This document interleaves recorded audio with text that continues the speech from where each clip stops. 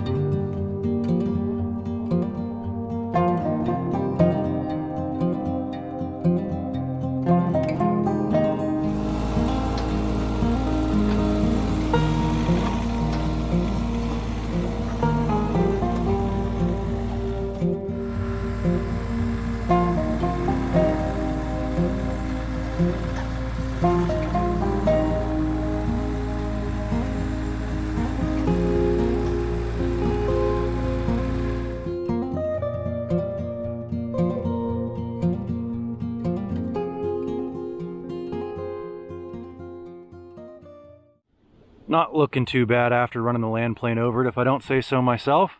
It's not absolutely perfect, but a lot of, the small little ruts and things like that are still in here, those will settle out with the rain and just over time.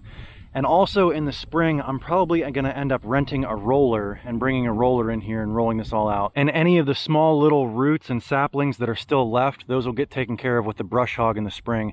The plan is to seed this, let it grow all fall, go dormant in the winter, let it come up in the spring. I'm going to plan on letting it get about a foot tall, and then I'll hit it with the brush hog before I start actually finish mowing it, and that brush hog will take care of any other little roots that are still sticking up. But I think it's time to get some seed on here. And then here's what we have to spread our seed. Titan Attachments sent us this 12-volt motor, 80-pound broadcast spreader, and it mounts to the back rack of your ATV. Now, one thing that's important to note with most of these newer four-wheelers that are coming out that have these composite racks on here, you'll have to take the composite rack off, and like this CF Moto here actually has a square tubing rack underneath the composite rack. So we had to take that off so we could get down to the square tubing rack. I actually kind of think I like this better. I might end up leaving it like this. It's going to be a lot more useful than that composite rack. But nonetheless, you have to take that off in order to use the hardware to mount it to your rack on the back of the four-wheeler. So we'll go ahead and give this a test out, get it loaded up with seed, and get to spreading.